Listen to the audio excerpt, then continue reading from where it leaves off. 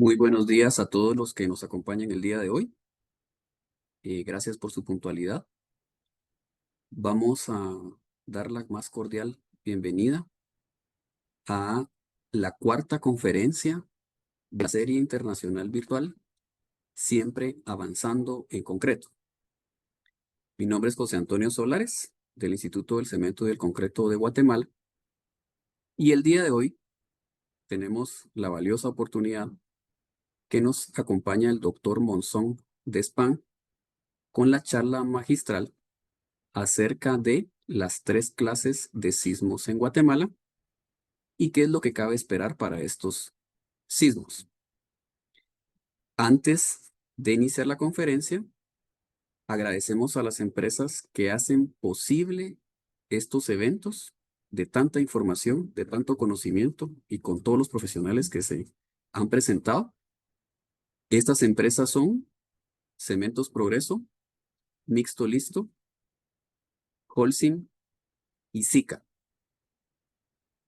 quienes pues han preparado un mensaje importante para todos ustedes. Adelante, por favor. Hay cosas que son más de lo que pensamos, como en casa, donde los padres se convierten en tus amigos para toda la vida. O esas paredes grises en una construcción que se transforman en un hogar donde se resguardan esas charlas y sonrisas alrededor de la mesa. Más que una escuela, son el lugar donde se concretan los sueños y se forja un futuro prometedor para los más jóvenes. Más que edificios, somos oportunidades de empleo y negocio, porque más que concreto, cada camión que ves pasar lleva desarrollo a todo un país. Somos Mixto Listo. Aunque a veces no estemos a la vista, siempre estamos ahí. Los resultados que logran nuestros productos son muy claros de ver, porque en Sika vamos más allá de lo esperado. Somos una empresa global. Y desde hace más de un siglo, estamos construyendo confianza.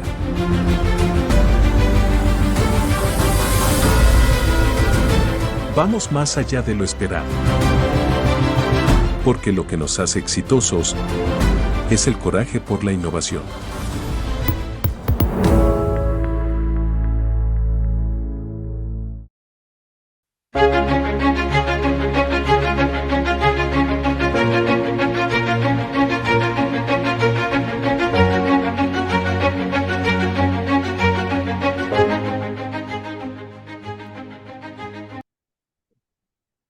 Pues agradecemos mucho la confianza que nos proporciona las empresas para generar este tipo de conferencias y la serie internacional. Cementos Progreso, Mixto Listo, Holcim y Sika.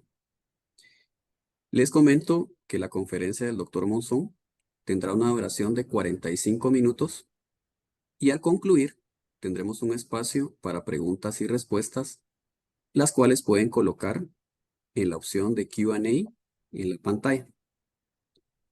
Para que el doctor Monzón prepare su presentación, voy a leer un extracto de su vida.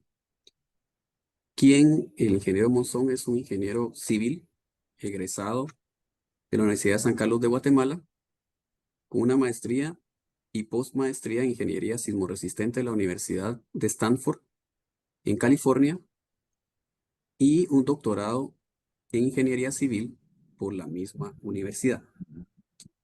Se dedica principalmente a la práctica privada del diseño estructural y ha tenido bajo su responsabilidad el diseño de alrededor de 2 millones de metros cuadrados de construcción en numerosos proyectos de los edificios más altos e importantes del país. El doctor Monzón también desarrolla proyectos estructurales que incluyen varios de los edificios más altos de El Salvador, Tegucigalpa, San Pedro Sula y Asunción en Paraguay. El doctor Monzón ha desarrollado estudios de amenaza sísmica para Guatemala desde el año 1984 y ha participado en estudios de amenaza sísmica para California, Macedonia y norte de Pakistán.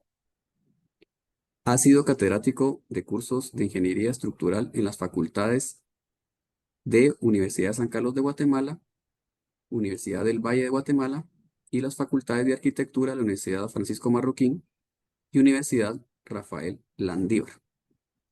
Es miembro del Comité 318 del ACI, es expresidente del capítulo ACI Guatemala, es miembro fundador y expresidente de la Asociación Guatemalteca de Ingeniería Estructural y Sísmica, AGIES, y ha sido acreedor a numerosos reconocimientos por su trayectoria tanto a nivel nacional como internacional, entre ellos Fellow del American Concrete Institute. Doctor Monzón, esta es su casa, siempre ha sido su casa. Muchas gracias por acompañarnos el día de hoy. Le doy la más cordial bienvenida y el espacio pues se encuentra ahorita habilitado para que usted pueda empezar a proyectar y nos comente acerca de este importante tema para el país, de esos tipos de sismo que se tienen y sobre todo qué es lo que podemos esperar. Así que más que bienvenido, doctor Monzón. Adelante, por favor. Bueno, muchísimas gracias y gracias por la invitación y bueno, ojalá pueda comunicarles algo. El contenido de la plática de hoy es primero porque hay sismos en el planeta, ¿verdad? Dejemos los sismos que tenemos en Guatemala. Una explicación breve sobre el parámetros sísmicos y después el tema principal que es donde se originan los sismos en Guatemala y eh, un planteo de qué es lo que podríamos esperar porque es necesario prepararnos para estos eventos que son recurrentes. Bueno, empezando, porque hay sismos en el planeta Tierra. Si el planeta Tierra a nivel galáctico es solo un granito de arena, Sí, esto es el contenido de la presentación. Pasé al ICSG un PDF de esta presentación por si después quieren recurrir a ella. Estábamos hablando de por qué hay sismos en el planeta Tierra. Sí, a nivel galáctico es menos que un granito de arena. Pero si lo vemos a escala nuestra, el planeta tiene una estructura compleja y no es un cuerpo frío y muerto como se supone que es, por ejemplo, nuestra luna. Solo pasando rápidamente por ahí, el planeta Tierra tiene una temperatura media superior a nivel, pues a nivel planetario que es superior a los 1500 grados centígrados adentro. Entonces, ¿qué es lo que hace que nosotros podamos vivir en este planeta que tiene una estructura que ahí la pueden visualizar rápidamente? Un núcleo sólido, un núcleo líquido interno, que son las fuentes de calor planetario. Hay un manto de un par de miles de kilómetros de espesor. Y finalmente están las capas que más nos interesan a nosotros, que son la corteza rígida donde nos paramos y donde están los océanos y los continentes, y una capa que podríamos llamar plástica, que se llama astenosfera, que en griego quiere decir la esfera suave, ¿verdad? No es suave, simplemente es dúctil. Entonces, ¿qué hace que este cuerpo que tiene una temperatura media tan alta nos permita vivir y tengamos una biosfera que es vivible, o a veces menos que vivible si vamos hacia los polos? Pero miremos este proceso. ¿Qué es lo que permite? ¿Qué es lo que permite que haya medio ambiente y vida como los conocemos? O sea, en otras palabras, ¿cómo disipa el planeta su energía térmica interior? Bueno, pues lo hace igual que una olla de agua que pongan a hervir ustedes en la estufa. El planeta Tierra usa sobre todo convección térmica para disipar la energía interior. Y la convección, pues la ven ustedes ilustrada ahí en ese esquema. Tienen ustedes el calor por debajo de la olla y si ustedes observan el comportamiento del agua dentro de la olla, van a ver que hay puntos donde surge agua de abajo, esta agua se transporta y se transporta encima de la superficie y en algún momento vuelve a sumergirse. Y entonces en ese ciclo que se llama conversión es que logra disipar e irradiar energía térmica hacia el espacio. Pero en la olla de agua herviríamos todos, ¿verdad? Entonces, ¿qué es lo que pasa? Que es una convección especial en que el material fundido que emerge de la estenosfera eh, se solidifica y forma una costra fría que está asentada sobre esa masa pastosa, por llamarle de alguna manera, que es recirculante y que es la que recoge el calor del núcleo abajo y hacia, lo expulsa hacia la atmósfera exterior. Entonces lo que tenemos es una olla donde realmente al surgir se forma una costra que es sólida, y es rígida. Si ya lo vemos, digamos, en un esquema de los últimos 800 kilómetros de espesor del planeta, pues en el año cero emerge material fundido. Este material fundido se solidifica y como viene nuevo material tiene que empujar. Y esto generalmente sucede debajo de los océanos. Al empujar, en algún momento se va a encontrar con alguna otra parte de corteza terrestre y entonces una de ellas, en general, una de ellas cede y se introduce debajo, formando un proceso que se llama subducción. Si lo vemos a escala planetaria, pues nuestro planeta es un gigantesco rompecabezas esférico, donde las piezas del rompecabezas se van deslizando unas respecto de las otras. Entonces ahí ven ustedes más o menos con las flechas indicado cuál es el mecanismo de transporte que genera este desplazamiento de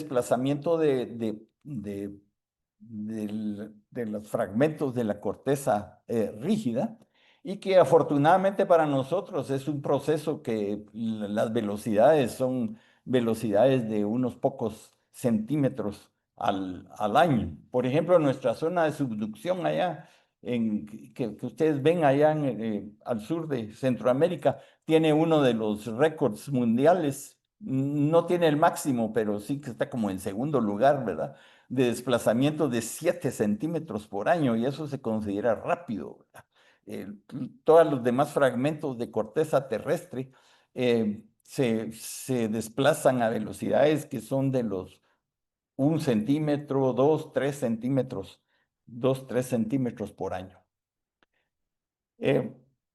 Brevemente, hay dos tipos de corteza, o sea, al solidificarse, se han formado dos tipos de corteza. Una corteza es basáltica, pesada, y a veces se ha formado en el curso de los millones de años una corteza que es de granito. El granito es piedra y lo consideramos pesado, pero comparativamente al basalto es liviano o más liviano. Entonces estos bloques de corteza granítica eh, ya no recirculan, sino se quedan, por así decirlo, flotando en la superficie. Y entonces, al desplazarse, algunos chocan, otros se separan. Si chocan, se llama acreción de continental. Y entonces estos bloques de corteza granítica lo que van formando son los continentes como los conocemos. Entonces ahí vemos nuestros rompecabezas, las piezas del rompecabezas, y cada pieza en general tiene dos tipos de corteza. Esa corteza que no recicla, que es nuestros continentes. Lo estoy simplificando todo, ¿verdad? Solo Y la corteza que sí recicla es basáltica y generalmente es submarina. Entonces, ¿qué son los sismos? Bueno, los sismos son el producto de esa interacción entre placas tectónicas que se están desplazando. Entonces, al desplazarse unas con las otras y no tener bordes lisos, se quedan engrapadas unas con otras, eh, eh, colisionan, se separan, etcétera. Y en ese movimiento se producen, llamémosle, chispazos que debemos pagar y esos son los sismos. Entonces, a cambio de tener esa convección térmica que permite que tengamos vida en este planeta como la conocemos, eh, los sismos resultan ser un módico precio a pagar. Eh, si lo decimos de otra manera, los sismos son dislocamientos súbitos en la corteza terrestre por ese engarce que hay entre bordes de placas y, entre fronteras de esos bloques tectónicos. Entonces hay un engarce y se desplazan, pero no se mueven alrededor de la frontera, ¿verdad? No se desplazan relativamente alrededor de la frontera y entonces acumulan suficiente energía para que de pronto, si ustedes lo ven, aquí hay un súbito dislocamiento y al producir ese súbito dislocamiento, el suelo vibra. También hay otros fenómenos que no son las fronteras entre bloques tectónicos, sino que simplemente las masas continentales están agrietadas por todos lados y entonces eso también genera sismos. Entonces, ese dislocamiento del suelo hace vibrar el suelo y eso es lo que genera un sismo. Y esos dislocamientos, pues, son recurrentes, ¿verdad? Es lógico. Todo el proceso sigue funcionando, entonces tiene que ser recurrente. A esos dislocamientos súbitos los tenemos que medir de buena manera. Y hay dos maneras principales de caracterizarlos. Uno es la magnitud y el otro parámetro es la intensidad del sismo. Magnitud es el tamaño del sismo, cuánto se dislocó en la fuente y entonces en ese proceso de dislocarse, cuánta energía liberó. Como echar una piedra entre un estanque, ustedes ven que se generan esas ondas en el agua, pues igual al ocurrir la ruptura, se transmiten ondas, eh, solo que en la corteza sólida, ¿verdad? Se transmiten esas ondas y se van expandiendo y conforme se van expandiendo, pues la intensidad de la vibración va bajando. Eh, entonces, magnitud es el tamaño del sismo, intensidad es qué tan fuerte nos impacta en un sitio dado. Si lo vemos aquí en una ilustración, pues ahí tenemos una falla geológica, se rompe un segmento. Cuánto se rompe del segmento es la magnitud del sismo y de ahí se transmiten las ondas sísmicas a algunos kilómetros por segundo y conforme se van expandiendo, la intensidad del sismo va bajando. Cerca de la rotura de la falla, pues la intensidad es máxima y ahí es donde nos puede causar daños. Para evaluar el impacto de un sismo o para diseñar edificaciones, no nos interesa la magnitud, porque quién sabe dónde se produjo el sismo, ¿verdad? Lo que nos interesa es con qué intensidad van a llegar esas ondas sísmicas al sitio, eh, a nuestro sitio. La magnitud es un número que representa la cantidad de energía liberada, es como lo dije, el tamaño del sismo.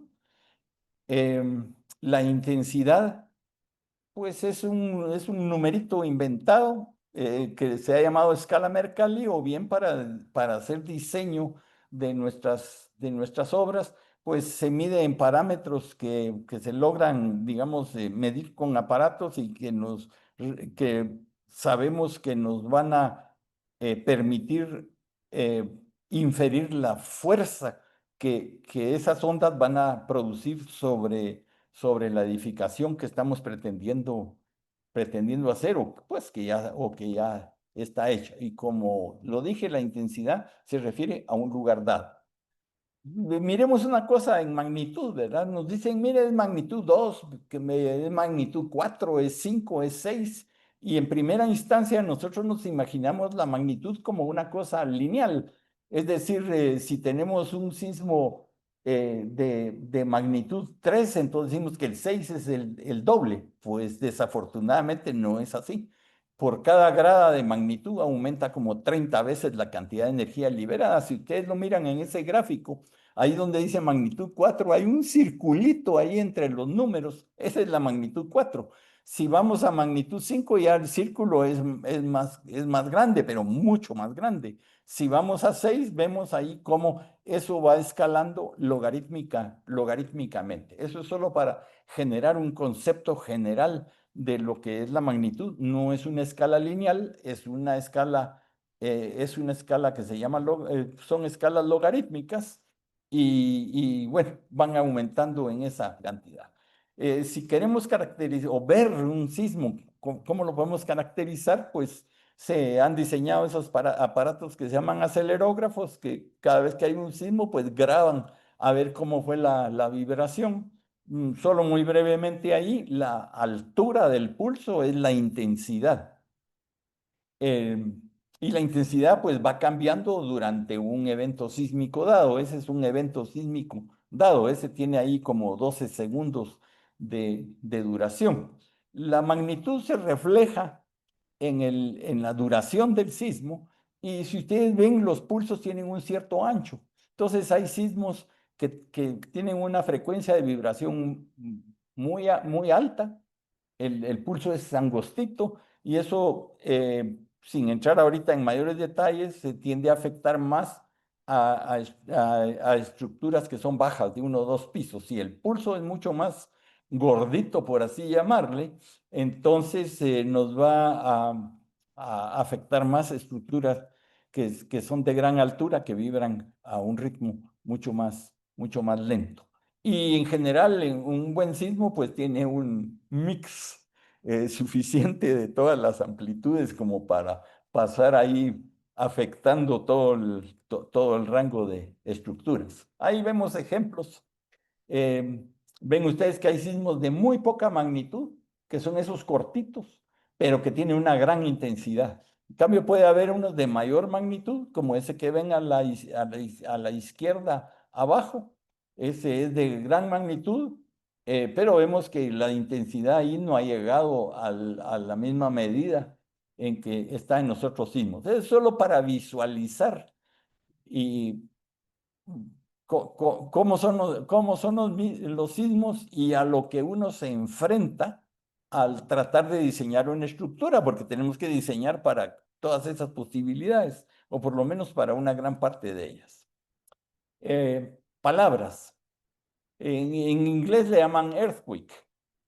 Y hay una tendencia, sobre todo de las agencias noticiosas, de traducir directamente earthquake, terremoto. Entonces, casi cualquier cosa es un terremoto, ¿verdad? Pero realmente en español, en español, terremoto es un término socioeconómico.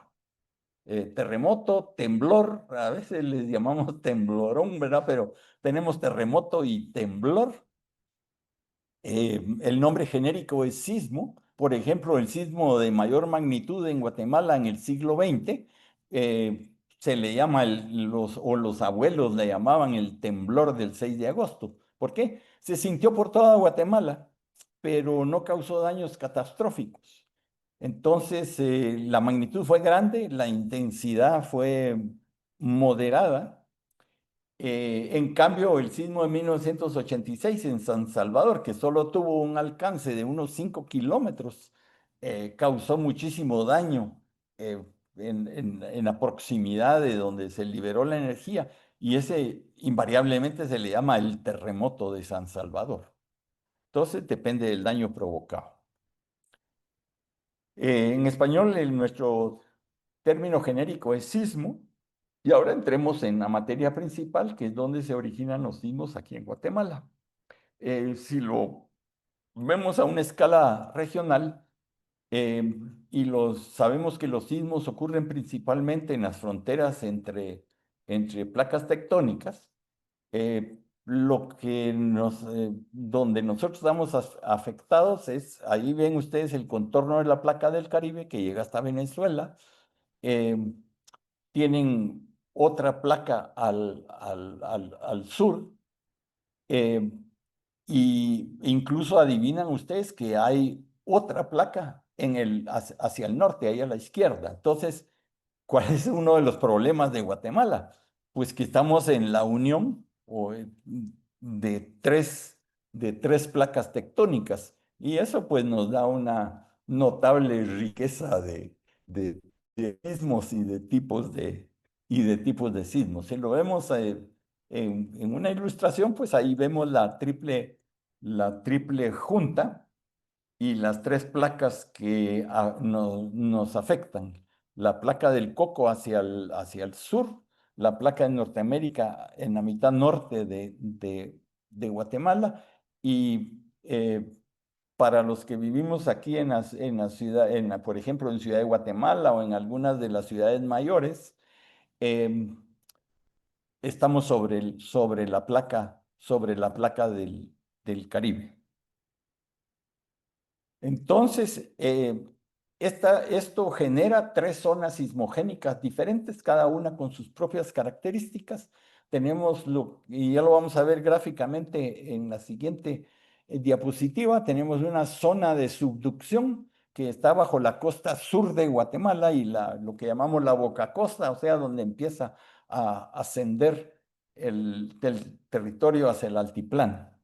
Tenemos algo que se llama una zona de transcurrencia, porque en este caso las placas se deslizan no una contra la otra, sino una a la par de la otra. Disculpen que use este tipo de lenguaje, pero solo así puedo transmitir la idea rápido. Y finalmente tenemos una serie de fallas corticales, cortical de corteza, que son fallas menores, pero vamos a ver sus consecuencias, y estas están en la franja central del país. Si lo vemos gráficamente, pues la zona de subducción al sur, ahí la ven ustedes abajo a la izquierda, se mete la placa del Coco debajo de la punta de la placa del Caribe, y al meterse pues va rozando y genera lo que llamamos sismos de subducción. Ahí hay uno ilustrado con ese ashurado, ¿verdad? De pronto hay una rotura local, y dependiendo del tamaño de esa rotura, pues va a ser el sismo que nos va a transmitir hacia la superficie.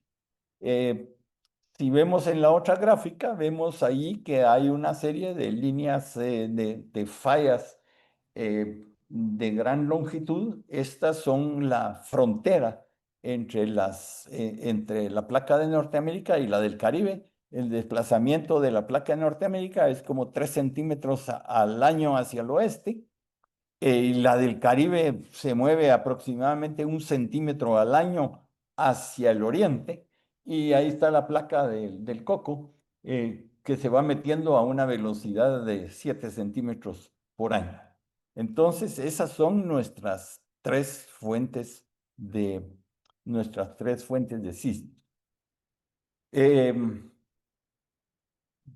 Haciendo un paréntesis, sabemos nuestra historia sísmica, y afortunadamente se puede contestar que desde los años 80 hasta la actualidad se ha generado un conocimiento bastante grande de cuál es la historia sísmica. La conocemos bastante bien, aunque no la podemos abordar en este momento completa, solo con ejemplos. Y entonces cabe preguntar, ¿y cuáles son nuestras fuentes de información, verdad? Pues de 1900 hacia el presente, la principal fuente de información son datos instrumentales, porque desde principios del siglo XX, pues se diseñaron todos esos aparatos que son, digamos, capaces de leer un sismo, por llamarle de alguna manera. ¿Y entonces qué sucede antes del siglo XX? Pues antes del siglo XX dependemos de los datos históricos, los libros de cabildo, los informes que se escribían. ¿Y quién recopila, digamos, los datos del siglo XX? Pues esos tenemos las profesiones de sismólogos, geofísicos, geólogos, que los van interpretando y que nos pueden caracterizar los sismos. Pero antes de eso, ¿qué se hace? Si solo tenemos escritas. Bueno, entonces aquí hay que poner a historiadores y antropólogos a recopilar la información que encuentren, y con esa información que ellos proporcionan, que no es la de un sismólogo, sino es la de un historiador, esa se le pasa al sismólogo o al geofísico o al geólogo, y él los interpreta y puede interpretar los sismos, su magnitud, qué intensidad tuvo en diferentes puntos. Y los que más han contribuido en Guatemala para esto son el Servicio Geológico de los Estados Unidos, em, que realmente, bueno, ellos en su afán de estudiar sismos, pues buscan localizaciones donde los sismos son de interés, y nosotros somos un conejillo de Indias excelente, ¿verdad? Así que la otra institución es el CEPREDENAC, el Centro de Prevención de Desastres de América Central, que abarca desde Guatemala hasta Panamá, que sobre todo con colaboradores españoles que también han estado interesados digamos, en ver cómo se desarrollan los sismos en algún punto, y en este caso en el nuestro. También hay reconocidos sismólogos ingleses que lo han estudiado más bien porque sí, ¿verdad? Y todos estos aportes han sido sobre todo desde 1985. Muy breve y muy rápido, el Servicio Geológico de los Estados Unidos, el ISC, que es un centro en Gran Bretaña que se encarga de estudiar los sismos, el INSIBUME, que nos da una riqueza de datos instrumentales para sismos menores que no se registran en otras latitudes por estar muy lejos. Entre los sismólogos investigadores están los del Imperial College del Reino Unido. Ambraceis y Adams se distinguen por esto.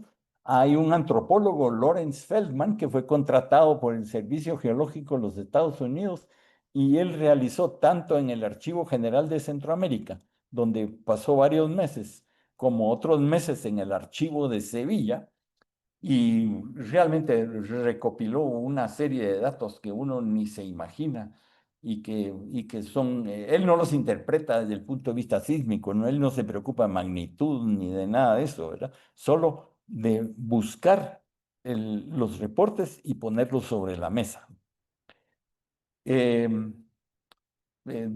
mismo Servicio Geológico están Randy White, Dave Harlow y el guatemalteco Juan Pablo Ligorría, que es uno de los que mejor conocen nuestra historia sísmica. Ahí ven ustedes lo que han publicado, la publicación de Feldman, la de Ambraceis, aquí está la publicación de CEPRENAC, de dos investigadoras españolas de la Universidad Complutense de Madrid, la investigadora Benito y la investigadora Torres. Bueno, entonces, iniciemos con la descripción de los sismos por familias sismogénicas. Miremos los sismos de la zona de subducción. La subducción, conforme la placa del Coco se va metiendo y roza con la placa del Caribe, pues va en esa superficie, digamos, de contacto. Ahí genera sismos la mayoría de pequeña magnitud, de vez en cuando, afortunadamente solo de vez en cuando, pues la rotura es mayor, pero es cíclica, y entonces se genera sismos mayores de esta zona. Hay un proceso hermano, no, que es el del volcanismo. Conforme la placa llega a determinadas profundidades, empieza a derretir y entonces ese material derretido empieza a subir y entonces nos forma las cadenas volcánicas que vemos en general a lo largo de las zonas de subducción. Bueno, estos sismos de subducción suelen ocurrir por rondas, llamémosles. Se ha visto que realmente los sismos de mayor magnitud se generan en un espacio temporal más o menos a lo largo de 2 o 3 décadas. Y muchas veces durante una de esas rondas o épocas en que está, digamos, dislocando a lo largo de toda Centroamérica la zona de subducción, inducen volcanismo. No son los volcanes los que generan sismos. Y los sismos en general no generan volcanes. Pero hay muchas veces que el sismo de subducción como que aprieta la pasta de dientes, ¿verdad? Y entonces existe ese volcanismo inducido. No nos podemos detener a estudiarlo, es interesante, pero será para otra ocasión. Aquí vemos el ejemplo de una ronda. Yo les he llamado a las rondas por el siglo en que ocurren, y más o menos hay 2 rondas por siglo. Por ejemplo, esta es la ronda de 1765 a 1776. Entonces ustedes ven que en esta etapa de 11 años se barrió toda nuestra costa, incluida la del Salvador, con sismos de subducción.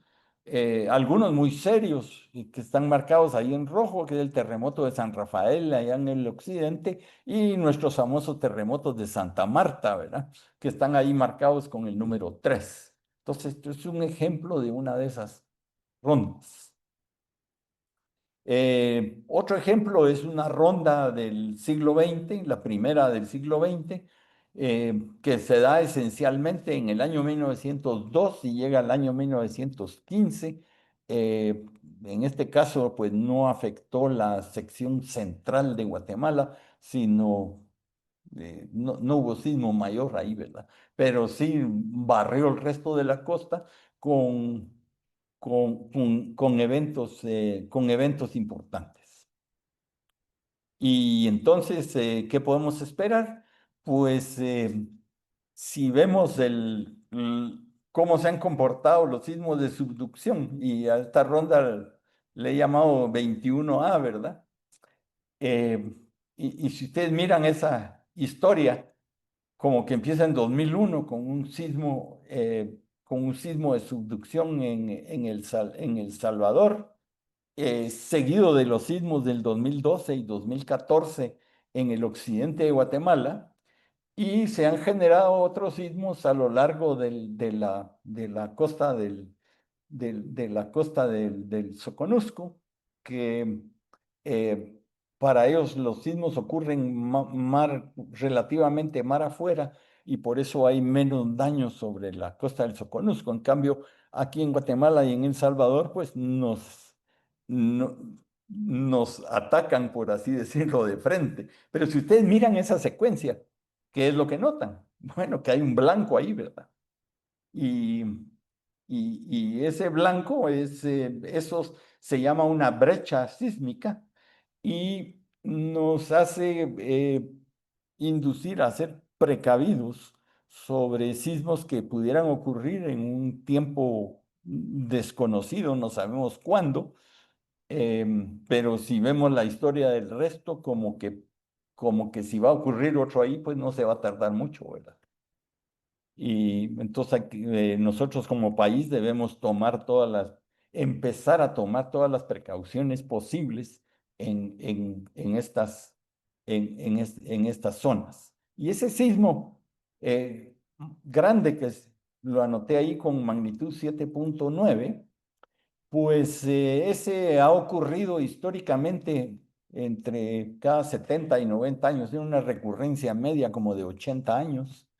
Y, por ejemplo, lo que ha sucedido en los últimos siglos: 1717, terremoto de San Miguel que dañó Santiago de Guatemala; 1773, lo que llamamos los terremotos de Santa Marta, que también causaron gran daño en Santiago, pero no solo en Santiago, sino también en lugares más hacia la costa y a lo largo del altiplano. Hay uno de 1862 y el de 1942, que afortunadamente se han generado, liberaron magnitudes grandes, pero nos llegaron intensidades un poco menores desde las profundidades, ¿verdad? Son sismos de gran extensión territorial, no siempre son dañinos. Los del siglo XVIII pueden haber sido más dañinos por el tipo de construcción. em, pero bueno, como dice Don Quijote, en, eh, hay que poner las barbas en remojo, ¿verdad? Porque antes los barberos llegaban y recorrían una calle, entonces la gente cuando miraba, ahí viene el barbero, ¿verdad? Entonces mejor me empiezo a remojar porque ya me va a tocar el turno, ¿verdad? Eso es lo que hay que tener la prudencia, entonces, y el interés en un sismo de este tipo. Si vamos a la segunda familia, si vamos a la segunda familia de sismos, miremos los de la franja de transcurrencia, de este a oeste, más o menos sobre el paralelo 15 norte. Aquí tenemos un par de fallas paralelas que aparentemente se turnan en su actividad, por así decirlo, que es la llamada falla de Polochik, que realmente pues son tres segmentos: el segmento Polochik hacia más al oriente, el del Chichoy hacia el centro y el segmento de Cuilco hacia el poniente de Guatemala. Y la falla paralela es la falla del Motagua, de la cual pues todos los guatemaltecos tenemos el conocimiento de lo que hizo esa falla en 1976. Hay otra falla más al sur que aparentemente está mucho menos activa y no ha generado sismos en el último medio milenio. Hay sismos históricos de la zona de transcurrencia. Tenemos el que se llama de Santos Reyes, porque fue el 6 de enero del 1785, marcado ahí con un número 1. El de número 2, que es muy parecido a lo que sucede, digamos, al sismo que ocurrió en 1976 en Guatemala. Y este se llama el sismo de María Magdalena, porque les ponían a los sismos el nombre del santo del día. Como ustedes ven, son sismos significativos, especialmente el de María Magdalena, comparable con el sismo de 1976 sobre la falla del Motagua. Y entonces la pregunta es, pregunto, somos guatemaltecos, nos los enseñaron en la escuela, nos mencionan el de Santa Marta, ¿les han mencionado o nos mencionan el de María Magdalena? Pues no. ¿Y por qué? Si tuvo una magnitud y características similares al del 76. Bueno, hay varias razones, me voy a detener unos breves instantes en esto. Fue en el norte de Guatemala y había menos población que en el sur, pero sí alcanzó a dañar unas 30 poblaciones. Y yo en lo personal pienso que lo que sucede es que esas eran poblaciones fundamentalmente indígenas. Entonces nadie en la capital los volteó a ver, ¿verdad? Bah, tembló allá en el norte, ¿verdad? Pero no es un sismo que nos interese como para los que viven en el sur, ¿verdad? Como pudieron haber sido los de Santa Marta, ¿verdad? Tanto que las poblaciones estas, como no fueron atendidas por las autoridades coloniales, mandaron sus reportes un par de años después directo a España para ver si de ahí los ayudaban. Pero en ese momento ocurrió la independencia y entonces los españoles ya no se ocuparon de ese sismo, Y archivaron toda la información en el archivo de Sevilla, donde Lorenz Feldman lo encontró 160 años después de haber sido archivado, ¿verdad? Ese es solo un retazo de nuestra historia, ¿verdad? Pero entonces miremos qué podemos esperar de esta zona. Pues si vemos los sismos de los últimos 50 años o un poquito más, pues tenemos esos sismos que son relativamente locales. Nos acordaremos bastante tal vez del Río Dulce, el terremoto de San Miguel Uspantán allá con el número 2 y el número 1 en los Amates de 1945. Pero, ¿qué importancia tiene, digamos, estos sismos tan relativamente de magnitud comparativamente menor para lo que nos interesa? Bueno, que en primer lugar hay un sismo del de 76 sobre falla del Motagua y hay un sismo en el 2008 o 2009, creo que es. Y entonces, ¿qué vemos ahí? Otra brecha sísmica entre los Amates y Puerto Barrios. Entonces, ahí, ahí cabe un sismo 6.5, incluso probablemente un 7, y es otra de las cosas que podemos tomar en cuenta en este momento, eh, especialmente en la zona de Morales y de Puerto Barrios. ¿Y por qué pongo esos de 1945? El de 1945 ocurrió precisamente donde empezó la rotura en 1976. Unas cuantas décadas antes, aparentemente, ocurre sismos medianos en las zonas de mayor esfuerzo y después de un par de décadas puede romper el resto del fallamiento. Entonces, si ustedes miran el del 99 y el del 86, que también tuvo alguna sismicidad en el 2014, pues, ¿qué nos dice esto? Que si usamos el concepto de sismos precursores, como el del 45, pues el del 86 y el del 99 están en el punto exacto donde pudiera recurrir el de Santos Reyes, el de María Magdalena, ¿verdad? Todos estos son, aquí no hay pronósticos, muchísimo menos predicciones, no hay pronósticos temporales, pero sí podemos hacer un pronóstico geográfico a largo plazo.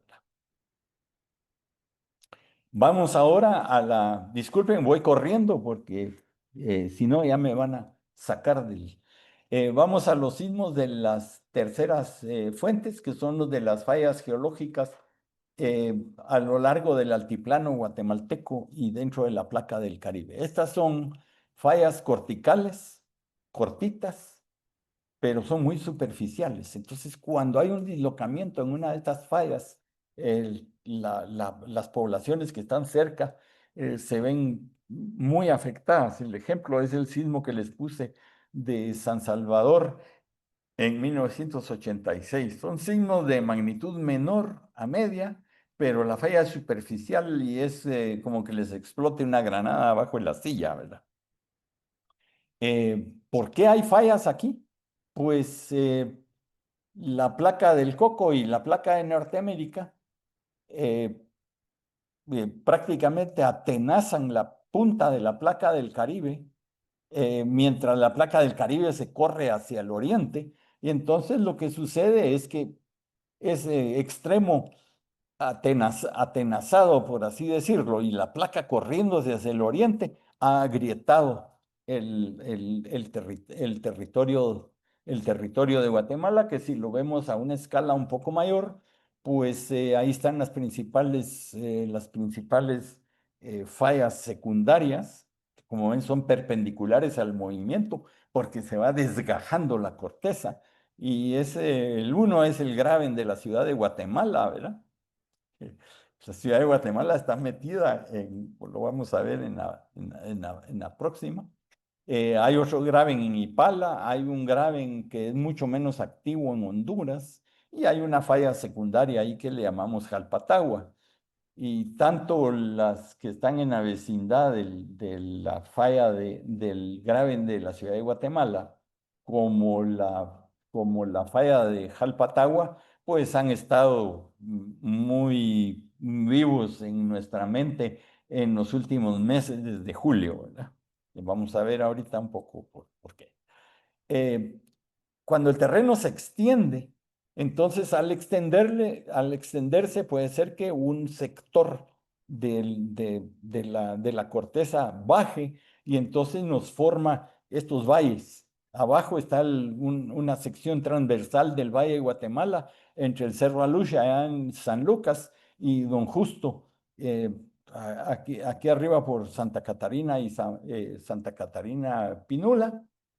Y vemos que eso ha generado un graben. Nosotros desarrollamos una ciudad completa dentro de ese graben, porque ambientalmente es amigable, nos protege los vientos, y etcétera, etcétera, ¿verdad? Pero tenemos el inconveniente de que tenemos esas numerosas fallas, ¿verdad?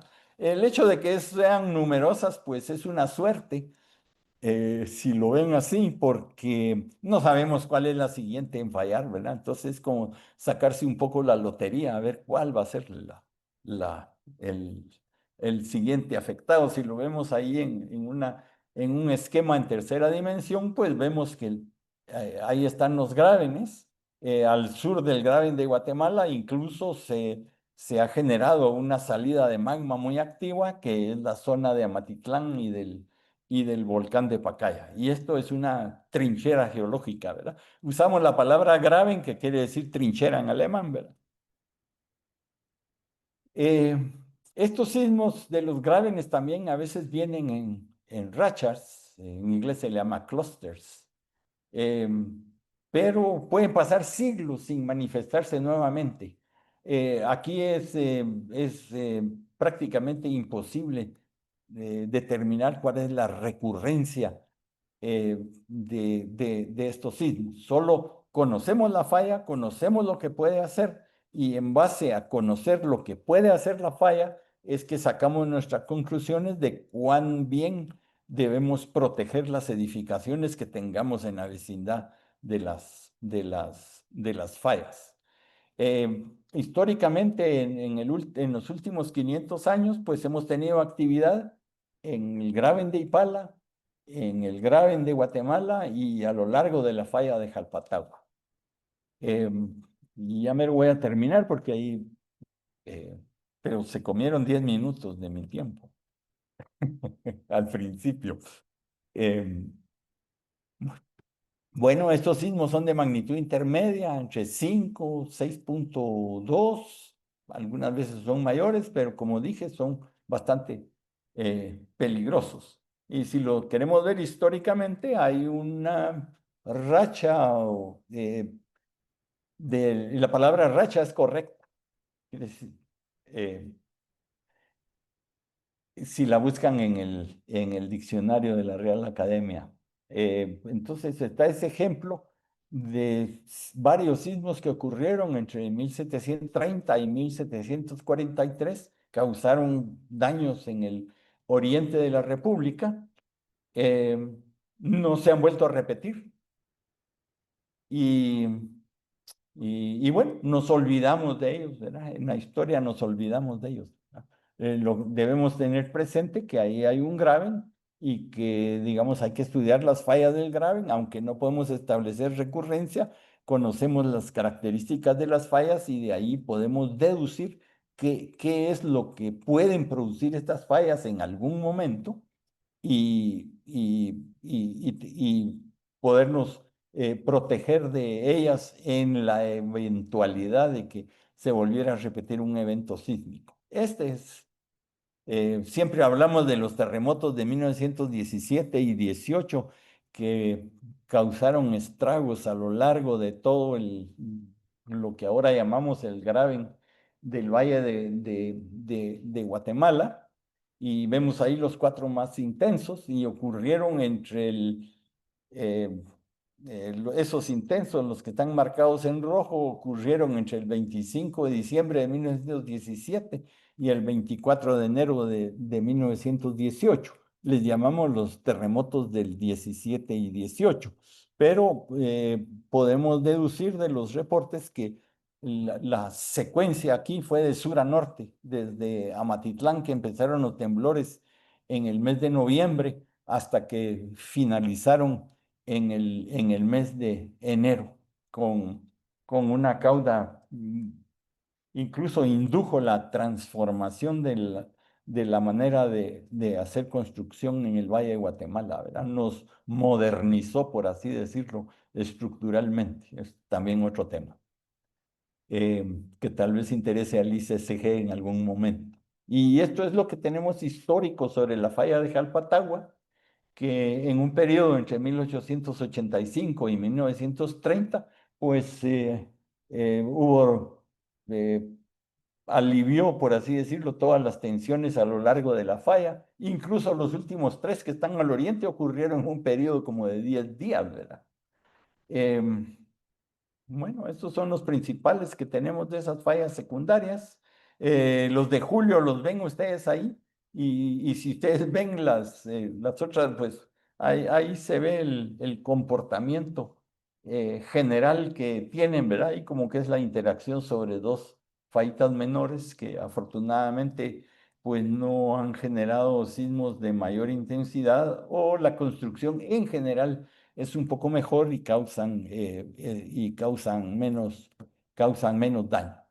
Bueno, los sismos se comportan como las camionetas de Guatemala, ¿verdad? Para llegar a la parada, un bus extraurbano se adelanta, se atrasa, pero que llega, llega. Si ustedes se paran ahí en donde pueden tomar el bus va a llegar en determinado momento, ¿verdad?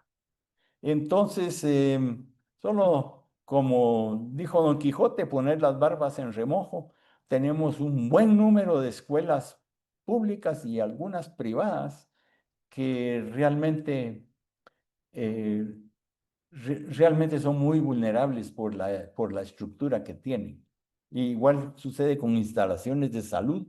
Todo esto deberíamos estarnos preocupando, sobre todo en las zonas donde sabemos que hay mayor posibilidad de que esto ocurra, ¿verdad?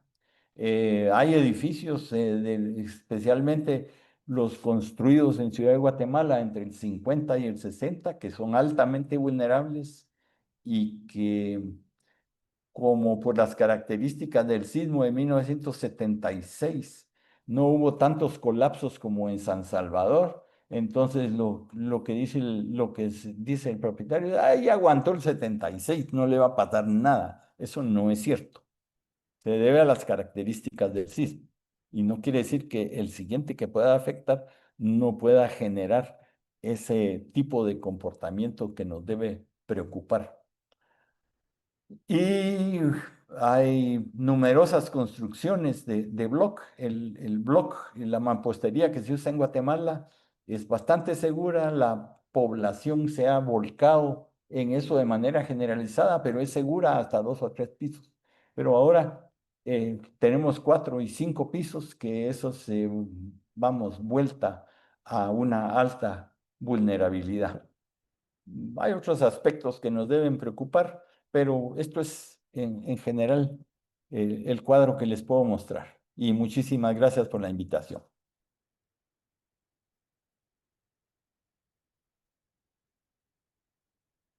¿Qué pasó? Silencio.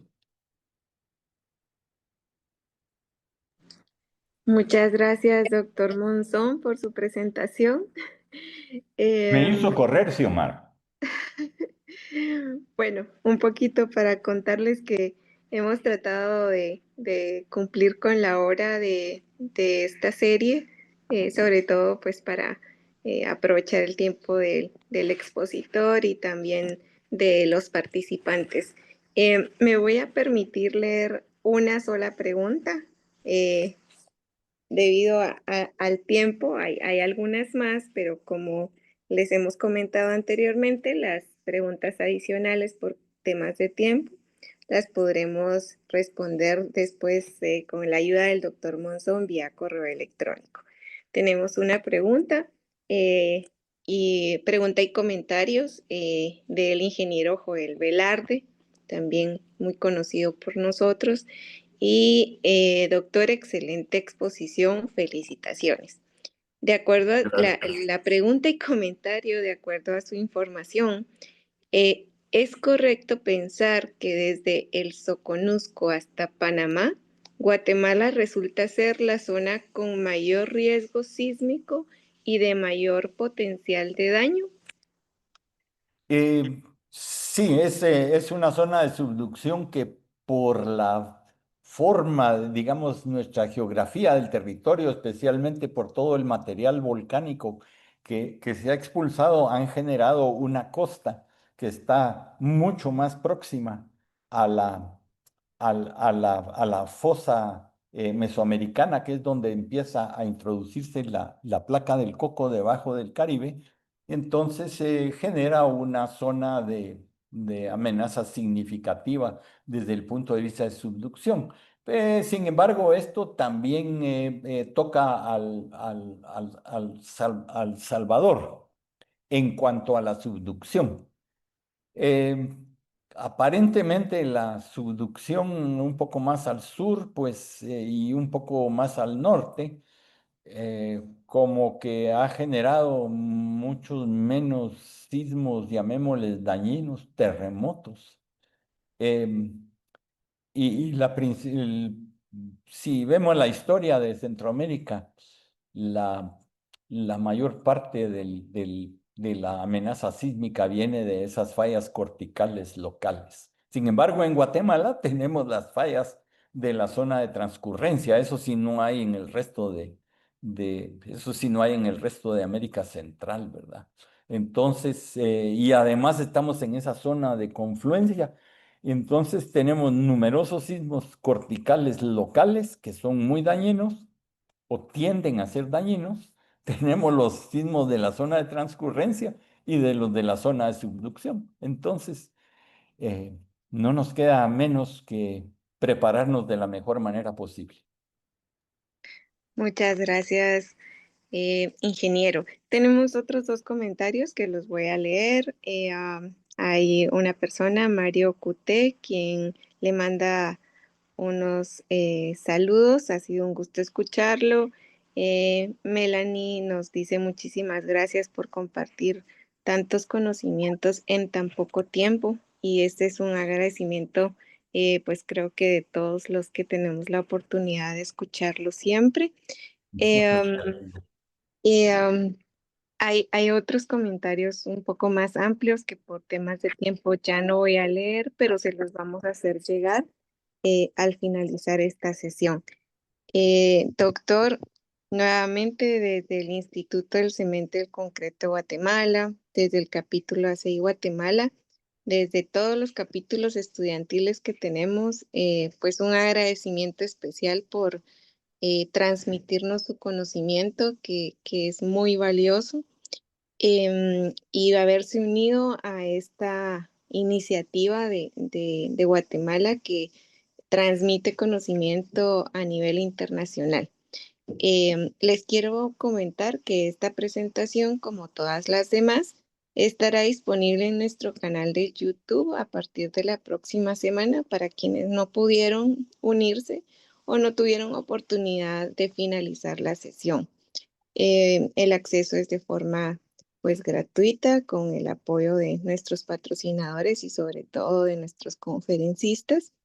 Y el doctor Monzón amablemente nos ha compartido, como él comentó al inicio, un PDF de esta presentación, así que con la autorización de él lo compartiremos a los participantes. Sin más, pues dejo la palabra, doctor, no sé si tiene algún mensaje final. Solo decir muchas gracias por su atención y muchas gracias por la invitación. Siempre es un gusto estar con ustedes. Muchas gracias, ingeniero. Dejo por aquí al equipo del instituto para que nos haga el cierre.